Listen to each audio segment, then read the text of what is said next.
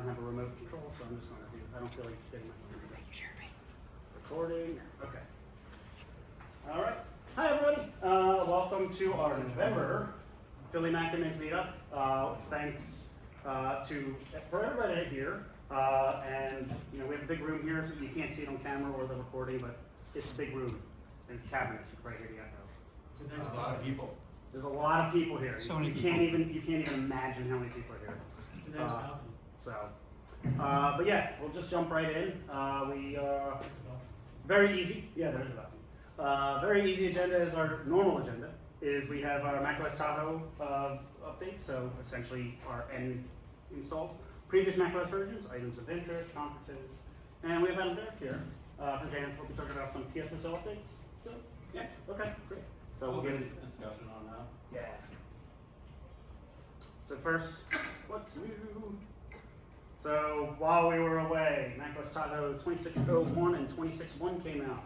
The big new feature, new liquid glass tinting. Cool. Honestly, this is a really good feature for me because I kind of hated some of the look and feel of everything, and this really helped me a lot. More on iOS than it did on macOS. Other bug fixes, I believe it was something like 130 CVEs were patched in this. It was a lot, if I recall. There were a whole lot. Somebody can check SOFA and let me know how many CVEs were patched, but it was a whole lot.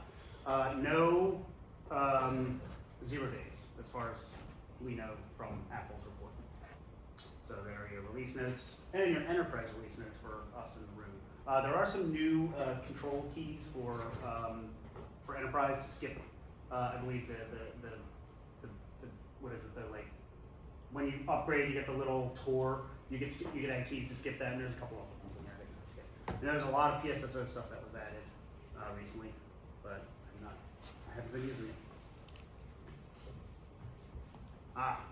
Our other two OSs that are still supported, as usual, they are just bug fixes and security updates. There's your links, but yeah, 15.7.1, 15.7.2, and Sonoma 14.8 to 14.8.2. I didn't realize that there were two additional updates there. But we're not going to talk about them because they're not Apple's latest and greatest. But we do have a whole bunch of items of interest. So, Monkey 7 released, complete rewrite in Swift. Awesome. So no more Python at all? Correct. That's awesome. So good job to, is that mostly Greg doing all that work? So good job, Greg. Almost entirely Greg. That's fair. Good job, Greg, on doing that work. How is it? You can't even tell the difference. Really? Yeah, everything works great. Yeah. Well, it works great. Hopefully it's performant, nice and quick. But that's good to hear, though. So congrats on that, Greg Nagel, and anybody that uses Monkey. I'm going to be testing that internally soon. We're going to add this. Jamf has been purchased by Francisco Partners. Yeah, do you mind if I? Yeah, sure. Cool. Hi, Adam. Hi. All right, so Francisco. Francisco Partners has entered into an agreement with Jamf to acquire Jamf. So That's the word I should use. previously, we were a private company until 2020. We went public on NASDAQ with Wall Street, and today we still are a public company. Francisco Partners is expected to close on the deal in January. I think it's a really good thing. So if you look at Francisco Partners, if you look at their portfolio, they have some really good names on there: Beyond Trust, GoToAssist, LegalZoom, just to name a few of the other companies that they have a vested interest in. So I'm really excited about this. I personally think it's going to be a good thing. If anybody ever worked for a public company before, you know you always got to please the stockholders. So I'm personally excited about it. I'm not scared for my job or anything like that. But yeah, hopefully next time we meet, we could have some more exciting stuff. But I think it's going to be really cool. I'm hoping like with the other software companies that Francisco Partners works with and has a vested interest in, I'm hoping that we could establish some cool partnerships as well. So with that being said, Jamf is not going out of business. Jamf is not laying people off. It's business as usual today. Any updates I'll definitely share with the group, but again, I think it's a really cool thing. So just business as usual now for us with that. So cool. Thank you. They had a lot of time. The rumors of their death have been greatly Yes. exaggerated. So. According to their website, they have 50 billion raised. That's a lot of money. Yeah. So. Capital, I should say. I want to add another thing to Jamf. In JNUC, if you missed it, it's kind of been a popular thing. Jamf is diving like fully head into Inverse Code with Terraform. You want to talk about this too? Yeah. If you haven't talked with Neil, by the way, about this, you should definitely talk to Neil about this because he's very excited to be like doing a lot of this on his side. Yeah, so infrastructure as code and PSSO were the biggest topics at JNUC this year. And they were the two topics that, like, quite frankly, like our events team and other people that ran JNUC were like, oh, people aren't gonna be interested in this stuff. And they were like the most attended sessions. So my team at Jamf, my boss Dan Cutterford, my coworker Ryan Legg, myself and others were really working on infrastructure as code, really just to make things a lot easier and simpler. A good example of that is today we're working on what we call modular onboarder for anybody who is looking to switch from Jamf Connect over to Platform SSO and make it really easy so you don't have to build out a config profile with a bunch of stuff. You just fill out 5 sections in a form, you throw in your Okta URL, some API credentials, and boom, it'll Terraform it for you. So those are some cool things we're working on. I also just wanted to get a quick raise of hands in the group.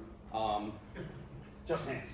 So we're going to be doing the Jamf Nation roadshows coming up in the spring. My team specifically is looking to do some micro events that are not a replacement to a user group like this, but more or less just a agnostic learning session for people to learn about stuff like Platform SSO, infrastructure as code, things like that like you don't want to wait necessarily for JNUC for, but we may not necessarily have time at an event like this to fully dive into it. So I just want to get a quick raise of hands, and anybody online, feel free to reach out to me on Slack if you're interested. BERRAB is my Slack handle. Would you be interested if we had a space like this where we had a half-day event where it was a hands-on workshop? Again, you don't have to be using Jamf, but it was essentially to teach you about the concepts like infrastructure as code, platform SSO. Lots of hands. We did one of those in New York. Okay. Yeah. So okay, cool. So probably January or February, we'll be having one of them around here. So I'll let everybody know. Around here or around here meeting for New York. No, around here meeting Philadelphia. So we're looking to do like we're piloting it in 3 weeks in I think it's Akron, Ohio, or something like that, where my one coworker's at. And then we want to kind of have these micro events like all over the country, just to get people like, if you couldn't go to JNUC or like again you just don't have time to geek out on this stuff, just to get people like a little bit like excited. And we think if we offered it during the day and somebody like went to their boss and was like, hey, Jamf's having this cool free training session, we think it would be actually a really good time. So yeah, so I'm glad people are interested in that. More information to come. I'll definitely share that with John and Serge and everybody else. I'll make sure it's posted in Slack, but we'll probably wind up having it here because it's a really nice classroom. It's fun. So cool. Fit so many people. But yes, my coworker Ryan Legg, I'll post a link actually in the Philly Slack channel. Ryan wrote up on our trusted.jamf.com a really good article for anybody who's like brand new to infrastructure as code and Terraform. If you're like, what the heck is what's yeah, if you have no concept of it, go check out this article. There's some really good stuff on there. So, but yeah, I'd say like if you were not able to attend JNUC this year, the 2 biggest things at JNUC were Platform SSO and infrastructure as code, and just like in having conversations with a lot of my accounts, if you're not exploring infrastructure as code, you probably should, because somebody in your org, like a director or a manager, they're gonna hear about that and they're gonna be like, why aren't you doing that? No, not to get off on a tangent, but when I was talking to Matt Blashick a couple of weeks ago, one of the things I told him is like, we definitely push infrastructure as code heavily, because that's going to be a big distinguisher between Jamf Pro and Intune. Yes. You can't do infrastructure as code with Intune. I don't think everything you can do in Intune is available by the graph API either. Yeah. So, you get everybody on infrastructure as code for Jamf Pro, especially in large organizations, that will probably be an incentive to keep people on Jamf Yeah. Pro. No, that's a really good point, Serge. And So- at JNUC, Vanguard was there Right. showing off some of the stuff. Yeah, that- yeah. Terraform. Yeah. So Vanguard has been doing, local shout out, right? So Yeah. they have been doing some cool Right. stuff with it. So. Yeah. And again, like I said, If you search for Intune and infrastructure as code, you find stuff about use PowerShell. Yeah. Yes. Make a lot of PowerShell scripts. Yeah. yes. PowerShell's cool, Like but basically doing your own thing. Like there's no Terraform module for Intune. Yeah. Good. for Azure. Yeah, no, there's a lot of really good resources out there for Terraform and Jamf, and if you've ever gone to trusted.jamf.com, it's a microsite that my other boss, Matt Vlasak, stood up. And it's really easy for us to get content on there. It doesn't have to go through marketing approvals and stuff like that. So that's why we have jamf.it/PSSO for all the PSSO stuff. That's why we have the link that I'll share in the Slack channel about Terraform stuff. So we're really trying to like get that stuff out there for y'all to make sure to like you can experience it and play around with it. It's like Ansible. Yeah, Yep. Yes. but Okay. yeah, Oh, Same that's- idea. Ansible, but different. yeah. YAML, writing YAML is not fun. We also I just wanted Example to is a lot easier than writing Excel. I just wanted to gauge interest too. So for like this workshop idea that we have, you mentioned like Vanguard has been using this. Would it be beneficial for part of that session to be a customer like Vanguard or someone else telling about how it helped them for 30 or 45 minutes? Yes. Is anyone using it now in this room? Vanguard, well, No, in this room. not yet. Not yet. Not hands-on. Yeah. Not for this. Yeah, I mean, not for this, yeah. But yeah. It's on my goals for next week. Okay, cool. So we'll have a little workshop coming up here in a month or two, I think we have a and question yeah. in the room. We're happy to be the room because some people may not be able to get to the city. Yeah, yeah. So if that We're- works out better. That would be fantastic. We would love that. So So cool. We'll be in touch. Awesome. Okay, I will let John get back to No, things. you're good. You'll be back up, don't worry. Also, if you haven't, there's a couple rooms in Slack on the Mackinnon Slack for the Terraform provider. There's two of them, I think. There's the Jamf Terraform provider, and then there's like the Jamf Platform SSO one. And like I said, Neil Martin has several blogs that he's been doing and posts and stuff that he's been doing. Terraform provider, Jim? So definitely check it out. If you're not keen on Terraform or infra as code, look into it. You should be. And Scott Blake also just wrote a blog series. That's what Scott Blake is doing. His little series on how to do Terraform. So All right, because he's got the auto package. yep. That, Mhm. I That also doesn't need to work look on at. More If I importantly, look his at it, interest scratch it, is Apple announced the iPhone Pocket. So that's really, really, really important. Get them all out. They are apparently selling out, I guess. For only one, I think they're like $179. $230 or something. Oh yeah, Yeah. some for outrageous a piece of 3D printed Not code. everybody's EPP store, right? Yes. We don't have that anymore. Another big one, if you haven't noticed, is Apple Info is now on ABM. So that's kind of cool. And there's a little how-to guide on how to get it from the API from Adam Ankovitz. So, which is kind of cool because if you don't have access to GSX, and it takes 3 to 6 months to get access to GSX, GSX this is will be still really- around? It is still around. It is a pain in the ass. It took us literally 4 months to get access to it. It's now GSX 2, Well, and but it still looks the same. It takes Is 6 that- months to get on there? For It Apple? can? Yeah, if Yep. they approve it. yeah. It Well- took us when I worked at Lehigh. It took us maybe like 5 months. GSX is run by the Apple Care team, which is like a separate entity of itself. They run like their own rules. It's really Part of the difficulty is if you don't like have a purchase account with them, and like some orgs don't purchase directly from Apple, Like me. because you purchase from a reseller. They make it so if you want to do it, you have to sign up for like a line of credit. But then if you can get like a light GSX API access, which will allow basic access to it, and to connect your app to it, but it still takes forever because they have to go through all these legal We processes. are- It is a pain to get.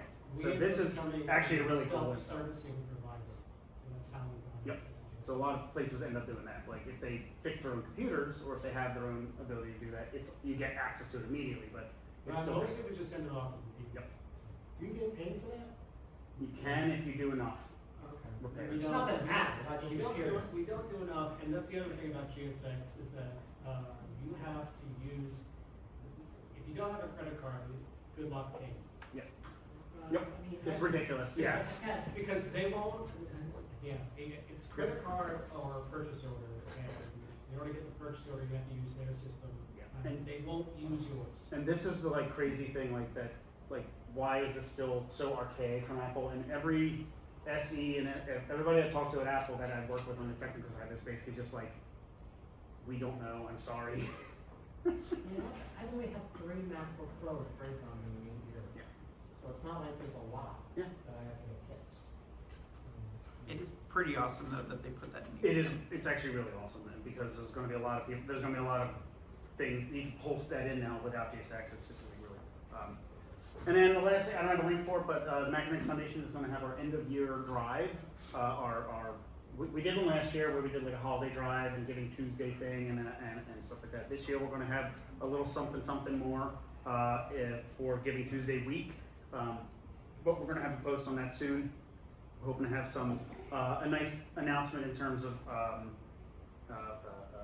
possible corporate match and things like that. So we're gonna, so keep watch of that in the Slack and on the Mac Mains. Do you guys participate like in like with like Benivity? We do. You do? Yep. We actually Jamf actually has the Jamf Nation Giving Fund. I think it's called. Yeah. We do get we do get some of that from them, and yeah, we work with Jenny and Joanna and on that stuff, and Okay, cool. other people that we talk with. So we have Benevity, we have Deed, and I think that's it. And Home Depot has their own thing. Because right now, so the reason I brought that up is like right now, not just Jamf, but like other organizations, people are using up their VTO, and some organizations provide money to use up by the end of the year. Part of that is going to be in this end of year drive. We're going to send emails out to everybody. So even if you're not a member, if I've ever scanned your information at a conference, or if you've ever done anything, purchased a shirt from us, you're going to get an email. John, is the mentorship program up? The mentorship program is going to start in February, I think, January, February. Reach out to Rebecca Latimer if you're interested. But we are using a real. We grew up. We're using a real platform for it instead of like a Google Think or a Google Doc or whatever. We're using a Mentor Loop, I think, is what we're going to use. All right. So keep an eye out for that because we've been getting a lot of asks for that. It was a super successful program for the pilot, and we're just really excited to open it up for everybody Is else. there another website? It will be. If you go to the website and go to the mentorship thing, I think there's just a thing that says it'll start out next year, but definitely reach out to Rebecca Latimer if you have any questions, or just go into the Mac Linux Foundation channel and scream, I need mentorship stuff help, and somebody will reach out to you. Okay. So, everybody in this room, if you're not signed up for it, sign up for it, please. Fleet is presenting a GitOps workshop, a free GitOps workshop, on December 3rd, 1 to 5, Rutgers, Camden. It's free. Did I mention it's free? Please scan the QR code or just use that little link there, or go into the Philly Slack channel and you'll find it in there. There's only 5 spaces left. What's that? There's only 5 spaces. There's only 5 spaces left. Holy cow! So yeah, definitely sign up if you're not. It is free, and just can't shout that enough. It is a hands-on workshop, and afterward they'll take us out for like a beverage or so at a local bar there. And make sure you check your email.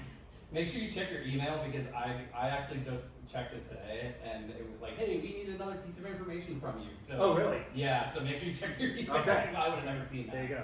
So yeah, please. Fleet has offered to do this because we were able to tell them that we were able to give them space.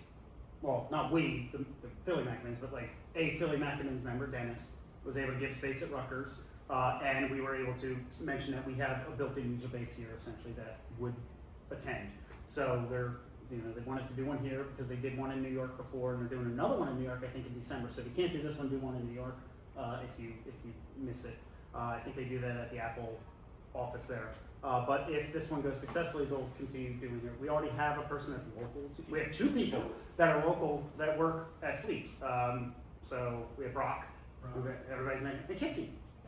Kitsy's also local if you don't know that. Kitsy works for free. So, Tennessee or just started it? Is that recent? yes, he did. He's left AWS, right? Who, Kitsy? Yeah. Kitsy's been there for a couple months now, I think. Okay. Yeah, I know Dave just. Just started. So, And there was somebody else from Pennsylvania that just migrated 50,000 devices or something. Wes, I should have worn my shirt. I chickened out. I was gonna wear my shirt, and then I wore my. I just shorts, noticed so- you're wearing the macadamia shirt, yes. I do have stickers. Is Wes from the area? He's from But yes, please register for this. Nate. A lot of conference Makes stuff. me like a shirt. All of these conferences have their videos posted now. Yay. Jamf did it last week, I think, and then all the rest of them have been up. And then Macaduck's registration is open because it's early this year. I think it's in March or something like that. It's pretty early. They're doing registration, and they're also still looking for people for their demo stage. So if you want to do Is that something, in London or is that? where it's in Brighton, Brighton. yeah, which is outside of London. But it is apparently a great conference. It's very small. I've never been, but I'm hoping to go next year. But it is very small, but it is apparently a really good conference. And if you are somebody that is interested in going and maybe your organization won't pay for you or you are underemployed or unemployed, keep watch of, again, the Mackinings Foundation info because last year we sent two people to Macaduck. And for, we give you a block grant and a free ticket and you can go to Macaduck. And just look for that. It's a very, very, very easy application. And we don't get a lot of people, so you'll have a good chance. And not last, but almost last, thank you very much to Jan for hosting us in this WeWork. Bringing the food and the beer. Thank you, Adam, for coming and doing this. We really appreciate it, as usual. It feels like old times back in the Apple store where Jan used to just be like, hey, we're just going to throw a bunch of pizza and stuff. It really, the Primo hoagies especially. Yeah. So it feels good. So. Yeah, no, honestly, anytime, that we could offer up space for y'all, we're more than happy to. So. Much better than online. And speaking of Jamf, here we go. We got some platform SSL updates with Adam Derrick. Switching to here. So you want to hop in over here? Yeah. Cool. Adam was on Rocket Band's podcast. It wasn't. No, Adam. I was. I was gonna say which Adam? I was, and we broke the record apparently for Yeah. For what? the amount Attendance. of attendees that actually showed up. That's awesome. I was Versus- afraid it was gonna crash.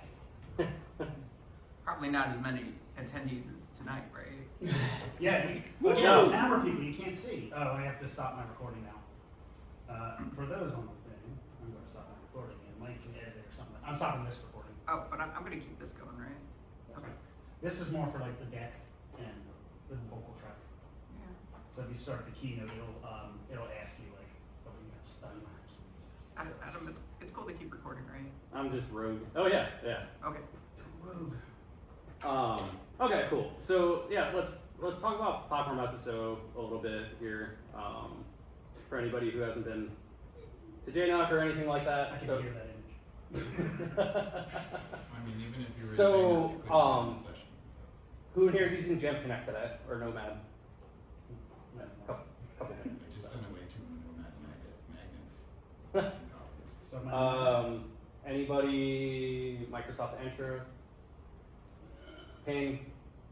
Google? It's one of my favorite. Okta. Okay.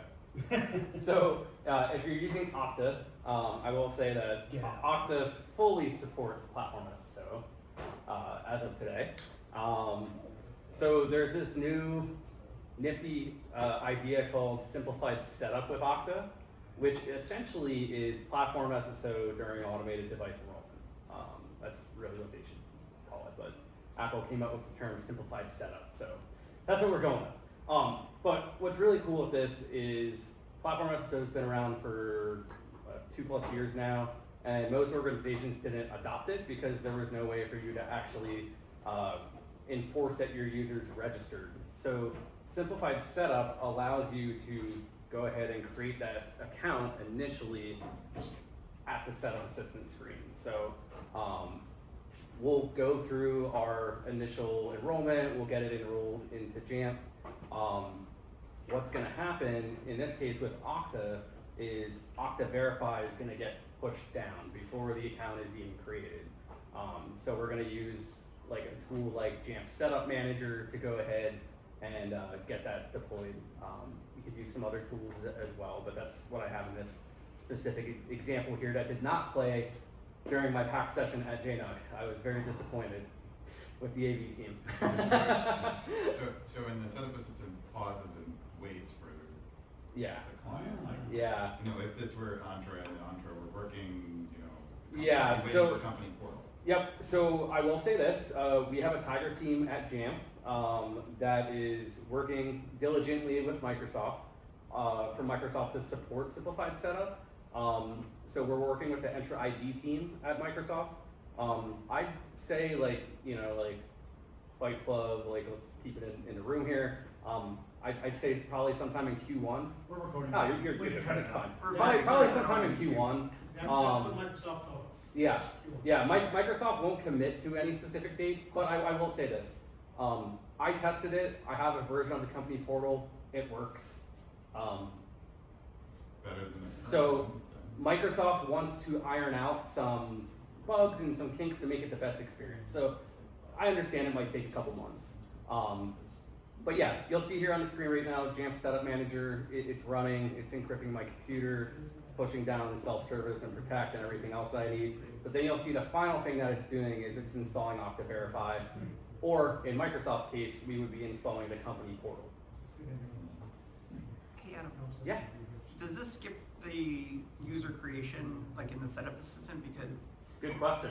So that's actually what's going to be coming up next year. okay, So now that we got our identity provider app installed, the next thing that we're going to go ahead and do is we're going to go ahead and create that account. So how do we actually go ahead and create that account? Well, we need to authenticate with our identity provider. So you'll see on this screen here, this single sign-on for Mac. So this is new, you've never seen this before. This is what Apple baked into OS 26. So for anybody watching online or anybody who doesn't know, simplified setup, so PSSO during the setup assistant, it requires OS 26 or later. Question? The first screen, does it support the keys? Because our users, some of them, like a YubiKey? YubiKey? YubiKey for the first one. Yeah, good question. So yes, you can use something like a YubiKey. It depends on your identity provider, so your Okta shop. So yeah, Okta supports Because YubiKey. it had all the three options in there. Yeah. I couldn't read them. Yeah. Yep. Smart card's not key. Smart card, It's basically the same crypto token. it's not. It's not, it's a little different. It's Yeah. a little different, but yeah, but if your IDP It's the supports same, it, it's the same concept. Right. Yeah. It's just a different. Yeah. The biggest difference is where the cert originates from. With smart card, it has to do it outside and you register and the user can only have one. Whereas FIDO, it's the same concept, but you can pretty much onboard as many as you allow. unless you're PIV. Well, no, that's what I mean, but that's what smart cards is, PID. Yeah, well, I'm saying, we use PIV YubiKeys, so we're worse. Well, then you got the same. It's the same idea though. Yeah. So yeah, I love it. But yeah, it depends on your identity provider if they support it. But yes, like Okta supports it, Microsoft supports it. So Because when on yours, it looked like you got the push notification. yeah, So, okay. But, okay, this part. Yes.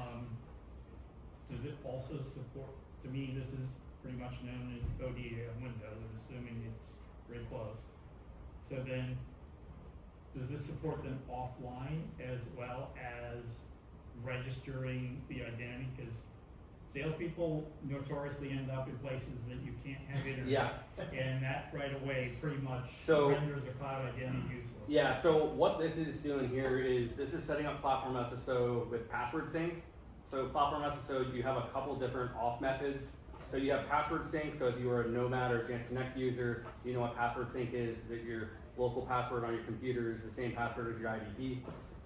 Secure Enclave is a little bit different. So with Secure Enclave, think of your local account on your computer having a PIN. Yeah. Okay. think of it Just more like your a- phone, you use that PIN to unlock your computer. And you use your MDM to go ahead and push down a config profile specifying what you want that PIN to be. That's like the very, very high level overview differences between password sync and secure enclave. You'll have some people who argue with you that secure enclave is more secure than password sync. At the end of the day, if you're using platform SSO, you're in a better state than you were before. I think it really just depends on your organization and your users. You know them better than I do. So it just depends. Do you want to deal with, hey, I don't know my passcode to my computer, but I know my Okta credential. You know, that's some of the trade-offs with secure enclave. So we're even trying to, we had discussions with Apple, like, hey, why don't you actually change the verbiage for this to passcode from password, because some people are just getting confused with it. So, question? Sorry. No, you're I good. know way too much about this subject. Does it actually let you put rules on it to where it forces the device to be bricked to re-enroll if the user mistypes that pin more than 10, or what's the behavior, or? No, it's just gonna lock. It's just gonna lock out the account like it normally would. Yeah, it's not like an iPhone or an iPad where after 10 failed attempts, You wipe the can, computer. you manage the local account with the default MDM passcode, Yeah. password policy Yeah. keys. So we're calling it the simplified password, because we're gonna do platform SSO, the simplified password policy for Mac.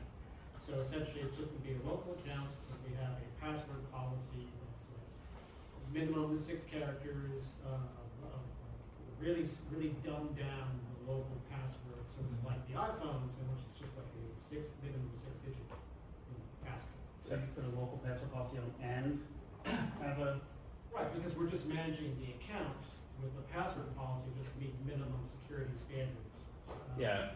So somebody's not putting in 1, 2, 3, We 4, have 5, like other 6. things like, you know, you have to recreate the you have to, change the password every year.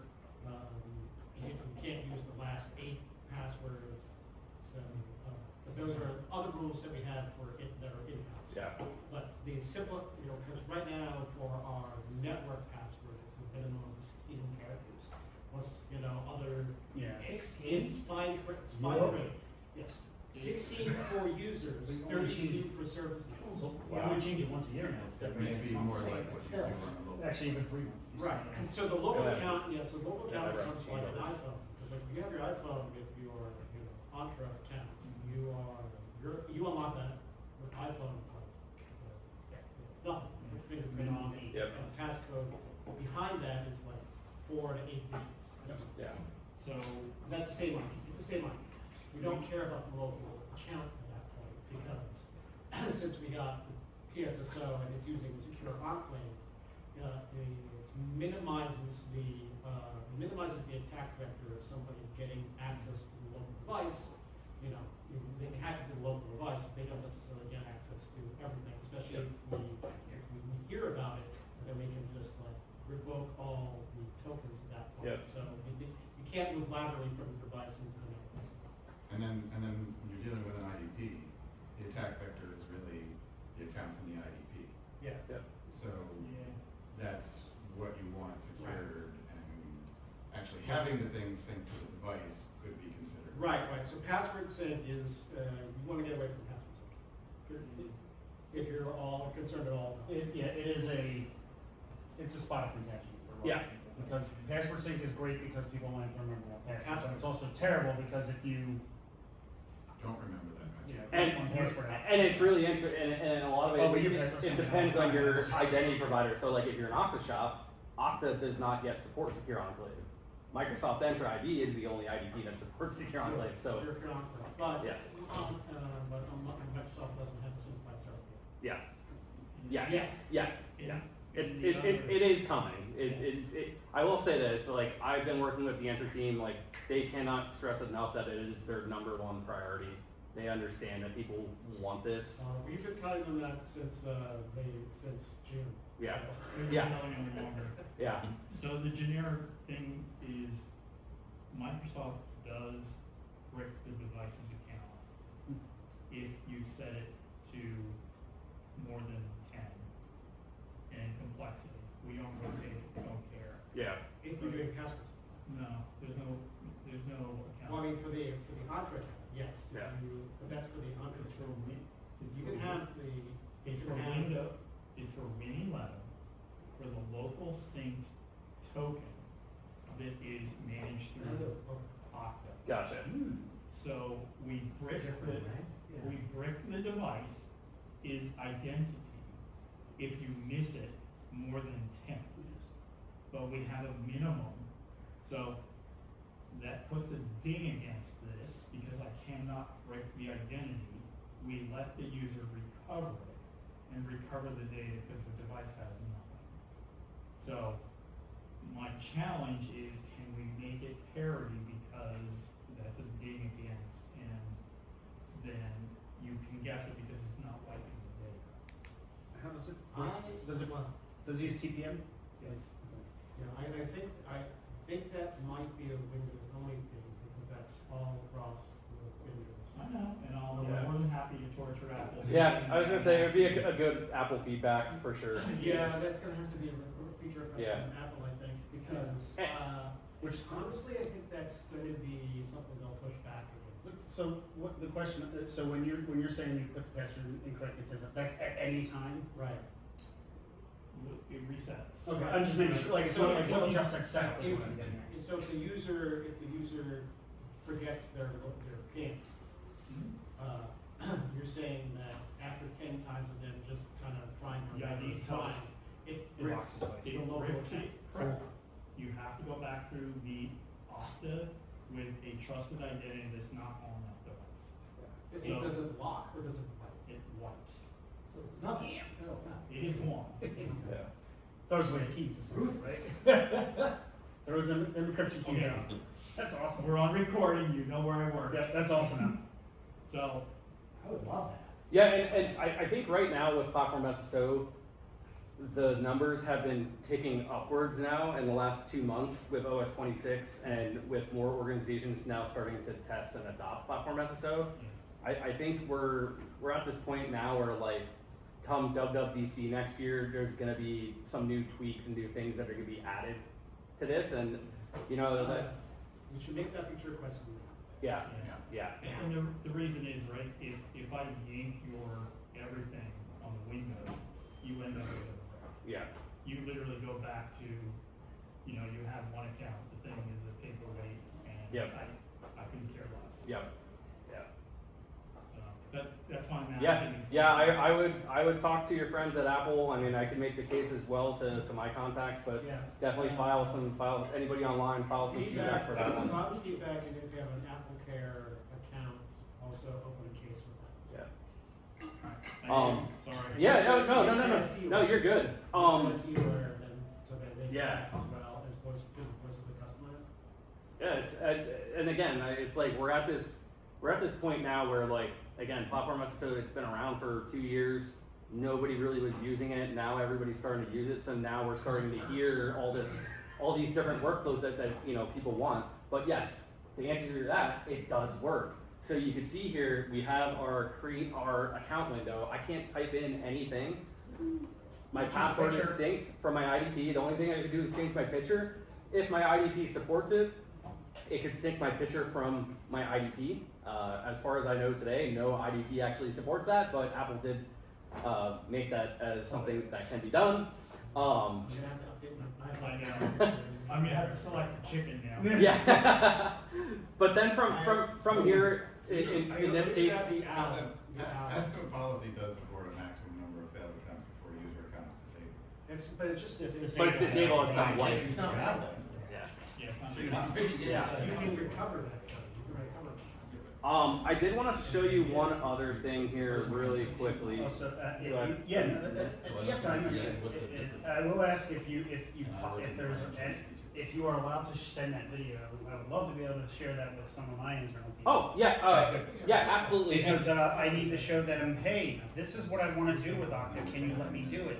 Yes. Right, I have that. A really good resource for anybody for anything platform SSO related, jamf.it/PSSO. It's a little web page that I wrote up. It has all the different platform SSO methods and auths that are out there. So something that's going to be coming next year is like tap to log in with your Apple Watch or your iPhone.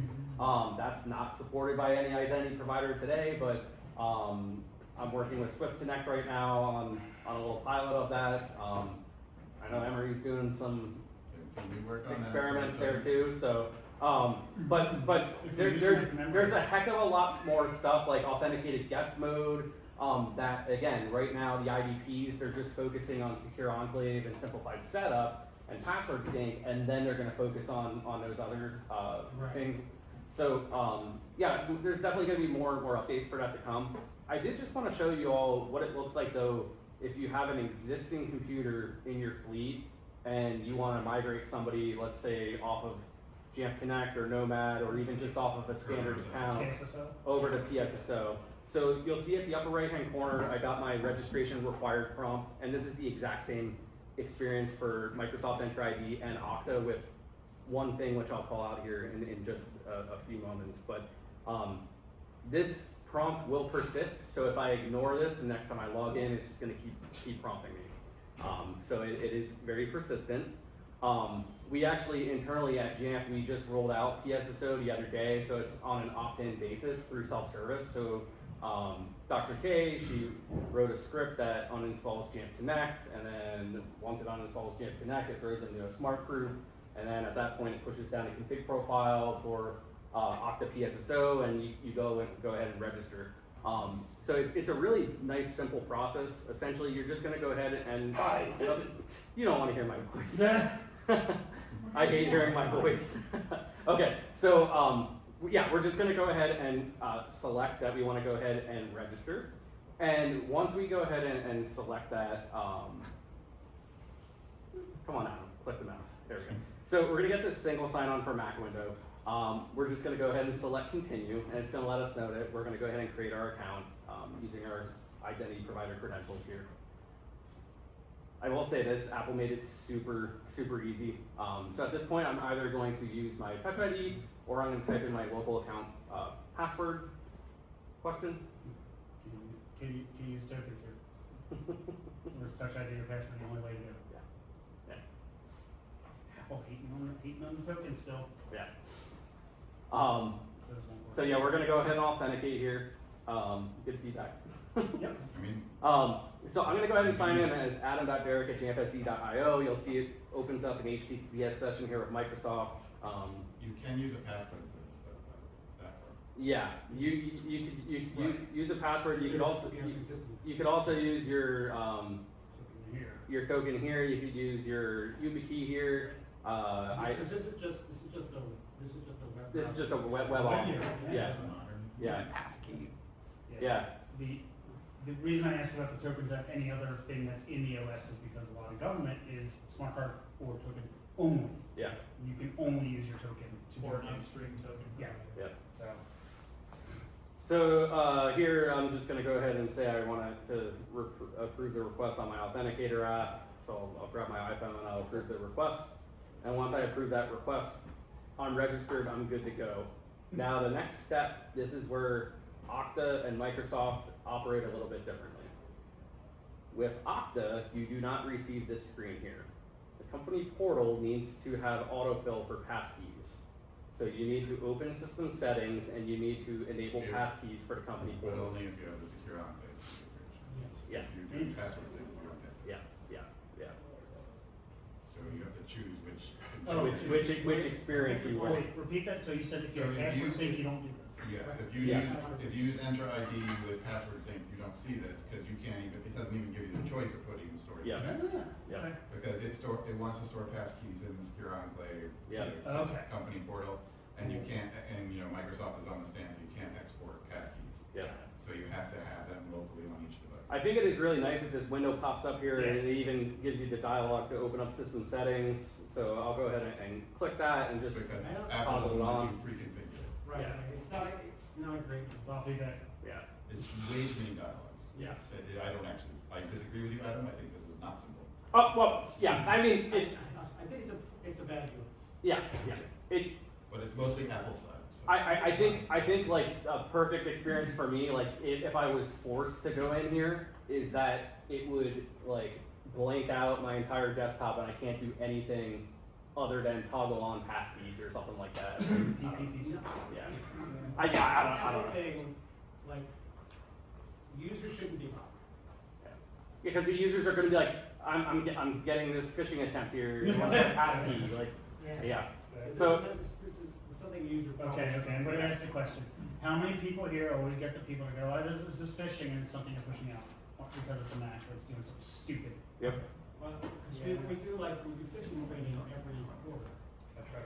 Same here, man. I'm sorry, we do phishing training every month. Yeah, me too. I get phishing training every day. And I'm pretty sure, No, that's just I'm pretty sure our actually security folks are now have more complex phishing attempts than we've seen in a while. Yep. Because it's like very, very subtle, very. I got one the other day from Apple SEs, and it was this very well crafted email that looks like it was coming like from like Christos and his team. I got that like, too. Yeah, and it was about platform SSO, and I'm like, somebody must have been looking at my LinkedIn profile, seeing that, and like it actually wasn't like a know before simulation. It was a legit phishing message about platform SSO. It was very interesting. But so yeah, we're gonna go ahead and just toggle that on to enable passkeys. Now, this is where all the fun, cool stuff happens. So now that we close out of here, our registration is complete. We're gonna go ahead and select close. And this is where it doesn't matter how you authenticated, whether you did simplified setup or you did the manual registration here. This is how Platform SSO works. So the big thing that you get with Platform SSO that you don't get with like Nomad or Jamf Connect is the simple sign-on into any of your applications, your web apps, things like that. That's what's really nice. So I'm gonna close out of here, but like, what does it look like in system settings? What does my account look like? Is it different now? So I'm gonna go ahead and pull up users and groups, and I'll click on my PSSO demo here. And you'll see it's showing platform single sign-on. I'm logged in, it's adam.derek@jamfse.io. You'll see the method is the secure enclave key. And then I got a little green circle next to registration and SSO tokens. Now, if that wasn't green, if that was red, I could come in and I could repair or re-authenticate. So I could always re-register myself if I'm running into any issues. I really like that Apple built this in, because anytime somebody sees something that's red, they're like, oh no, bad, let me fix. It reminds me of the old, when you had the network servers, and you used to go in and you just had a little green button next Yep. to it to tell you if you're connected. Yeah, the only time I ever had to use this was on one of my test Macs from like June that I didn't turn on until like JNUC. So it was like over 60 days since I turned it on, and like that's the only time I ever had to come in and re-authenticate to get tokens. So it's something you might see like if somebody goes out on medical leave or something like that. On the other hand, if you're doing the secure enclave, then you're also putting something into that, black box. Yep. And you don't get information out of it. So like some of the things we might have used for troubleshooting with extensible SSO, you don't have that same access. So you're relying more on stuff like this. Yep. Good point. Which could be a problem. I don't know, for example, if there's like a, system settings does have a lot of URLs, you can get to places. I don't know if there's a URL to get to this to help, like if you put it in self-service, like click here to like check this out. Yeah. But if they don't have a URL for that, that's probably something we want to start requesting. Yeah, I'm even thinking like with Self-Service Plus, like how Self-Service Plus is giving me more information now, like something in there that'll say, hey, SSO token's present, if you click on it, it'll go ahead and open up system settings, so yeah. And then finally, just real quickly, like now that we got our account registered, I'll go ahead and open up Microsoft Teams here for the first time. You'll see it's the first time because it's asking me for my entitlements. Once Microsoft Teams launches, it just knows who I am. So it knows that I'm Adam Derek. I just go ahead, select my account, and I'm signed in, which is really nice. Apple too. Unless your device is not compliant, because this is. Yeah. Because you're dealing with the authentication part, but then like once you're in this, you're dealing with conditional You're access. dealing with conditional which access is a and lot of device other, compliance. whole other ballgame. Yeah. Yeah, this is assuming that the computer is compliant. Does it also like pre-set up Outlook? Yeah. Yes. Yeah. So, well, and that. It registers all the. Yeah, so I made this specific one here for JNUC. Is either JNUC or PSE Mac or something like that. But like, now if I close out of here and like, let's say I go ahead and open up Jamf Trust as an example. I hit get started with Jamf Trust and I hit sign in with Microsoft. Again, it's gonna grab that SSO token. It's gonna know who I am. It's not gonna take you an hour to set up your VPN like I did with my wife the other night. on a Windows computer. So I think that's really cool. Like 3 seconds, you have your VPN set up. And then Just finally, look at how many things flashed on your screen when you did that. Yeah. You know, like, you practically need, reduced motion turned on for it, just to set the thing up. yeah. And then finally, like you mentioned Outlook. So like, what happens even if I open up like a web app as an example? Since I have like the 3 different use cases here. So what if I just go to like Office.com as an example? But same thing, if I was opening up Outlook, it would do the same thing. It would set up my mail for me. But in this case, I'm in Safari. I go to Office.com. I click apps, and in this case, I'm going to open up my Outlook, and then you'll see Matt Belasak sent me an email. It's a super heuristic. Yeah. So that's Platform SSO. Like if you've never seen it before, it's really cool. It's really exciting. Like this is part of my job at Jamf now is focusing on identity. I really like this stuff. I'm really geeking out about it. So more than happy to help you or your organization see some of the value in this. All these videos that I just showed here are at jamf.it/PSSO. The Terraform module that I was talking about earlier, that should be up on here in a couple weeks. So if you're looking to get Platform SSO set up and you don't want to build out all the config profiles, copy and pasting stuff, you could just use the Terraform module that we're going to have on there. So, cool. I really appreciate the engaging conversation. It's a lot better than just people staring at me. So appreciate all the questions. So, cool. Anything else on Platform SSO?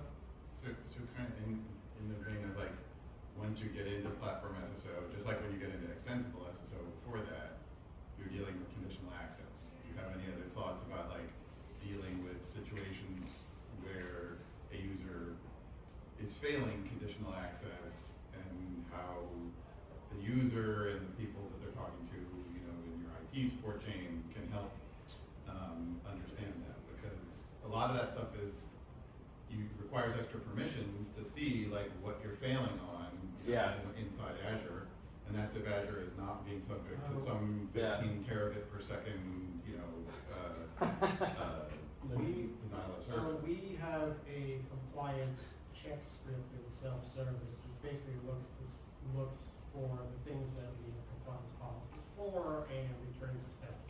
Yeah. One of those things is registration. So if they're not registered, that will show up as a red X on there in the, we pop like a Swift dialog box and say, hey, here's your stuff. Yep. So, and we have stuff like that too, and we just have a category called compliance in self-service, and if you have anything there, you're not compliant, but that's your device, and it's round trip with Jamf Pro saying you're not compliant, but that doesn't, Jamf Pro doesn't get, the round trip information back from Entra. I don't know what happens with Okta. Yeah. But, so then you're like, you can still have situations where things are, out. And like, so really, we like just get to the point of, you get this all set up, and we tell people, go to office.com and Safari, and if you can log in, you're good, because everybody in the company has access to that. And if you can't get access to something else, that could be, some other rule that you're tripping. But it's a lot of work to do that. And there's still no good solution for duplicate computer objects in Meetup. That's always messes up. Why? It shouldn't. I've never actually seen evidence of that. So if you wipe that machine, If I wipe this machine and I re-register it, the company portal will say, computer already exists. So that's in this day and age, we're like, Well, it should use the old. I will say that's Microsoft. It's That's- the workplace join to the other shows. Yes. So we've got a bunch of passwordless flows, I would love to solve. right, with either push or keys. We've kind of gotten there with Win 11. Is this going to get there at some point? Because I'll give you the example. We have a shared compute that isn't tied to a human, which Windows Hello is worthless. So you kind of have to use something else. Sorry for the Intune peeps, but Windows Hello doesn't work on VDI, doesn't work on shared devices, they don't support it, so you have to find a different solution. So we're going down a shared model to where we have to tell Intune that Win 11 box can only do Okta, and we're going to push key or Okta push. What happens in PSSL? Yeah, so Because it still feels like it's a That password, that was a thing. password sync. Yeah, so no matter what on a Mac, you're never gonna get to a state where you're truly passwordless. And Matt Vlasak, my boss, he did a really good presentation on the state of identity at PSU Mac, where he goes into some of the nuances and details with that. Definitely check that out. It's the state of identity from PSU Mac from this summer. It's now 2.5 years old now. We do have a feature request with Apple to gate all of the password prompts to tile password prompts that we see from the terminal to everything else. Any request for elevation to admin to use at least biometric. Yeah. At the very least. Well, you can do that, and also, by the way, the new version of SAP privileges that also supports the FID. Yeah, that is definitely something that a lot of like our customers that my org and like I know Bob Denver at NIST, they're full smart card obviously, and that is one thing that is a big pain. Is like, Yeah. and we've talked to a lot of people essentially like, and the answer is like that. It's Apple's. They're just the way that they do things. And It's just they'll never get to. And a lot of it has to do with file vault. Yes. Well, from what I hear, the file vault is we're never going to get. It's always going to file vault's always going to require a password. Yeah. Well, It's just yes, but and like it can, you can log in now to Apple Silicon with a token and a PIN. So that's not a password. It's a PIN. Or it's a passcode. I guess file you would vault's say. always going to require an additional file. Yeah. Yeah. There'll be like so you'll have to have a token and a PIN, but you can never just biometric. So I'll just share this story. So my director, prior got a Mac for the first time. And he's been using, and they have Windows 11, and like, he wanted the user experience, and so he didn't do anything special for it. He just got off the Mac and did the whole thing, and went through the setup. And his feedback was, I had no idea Mac's prompted for the password so much. Yeah. Right, because he struggled because he didn't know what his mantra password was, because he hasn't been using it for like he's got Windows 11 for business and hasn't been prompted for the password in months Yeah. or a year even. So, and we had to explain to him it's because it's an OS thing that any elevation requires the user to know the password. And we have feature requests with Apple to at least, if you're going to require an elevation to off, at least make it available by the biometrics so people are not typing in. Allow all the offs that you allow. I feel like across the board, like Apple has always treated these things as consumer products. Right. And with the introduction of Platform SSO, with the introduction of managed Apple accounts and stuff like that. Even from a consumer perspective, it's a pain in the ass. Yeah. To type in your password. Oh yeah, yeah. So So like, why they haven't done the biometrics. That's why they want Yeah. to try to be an admin. yeah. I feel like it's one of those things that will eventually get solved, but it's gonna take some time. It's a low priority for us. I was Yeah. just gonna say that, like, what's the priority for that? Well, as I said, my feature request has been open for 2.5 years. Yeah. So. Hey, where's Christos? Usual spot. Yeah. Um, Chris knows we need your No, help. it's just sitting there open. I will wrap things up with my presentation with a couple of thoughts. Number one, you might be thinking, what's happening to Jamf Connect? So Jamf Connect still has reasons to live. One of the main reasons you may still want to use Jamf Connect is if you require multi-factor at login. Platform SSO doesn't support multi-factor at login. It only supports multi-factor Apple at. says it does. Is that a yet, or will they eventually? It's not supported. Is that an IDP or Apple thing? Just say yes. It- You're recording. Yes. I Or mean, just say going, yes. going by the Apple Platform Security It's- Guide, it says it supports multi-factor. It at login. says it supports it. It's up to the MDM and the identity provider to support it. That's I read something the other day 27 will support. where Microsoft pushed out a key that you could put in the config profile to require even Touch ID at every single login. So with that being said, like things are changing a little bit with that stuff. But the big thing with Jamf Connect is if you're using multi-factor at login, that is still a reason to use Jamf Connect today. If you're using Ping or Google Identity, Google has no roadmap to support Platform SSO. I don't think anybody in here is using Google, but if you are a Google customer and you're online, reach out to your Google rep and let them know you want to use Platform SSO. Ping, we are actually actively working with Ping on Platform SSO support. So, but yeah, I mean, Not that there's some IDP that, you know, Shut oh God.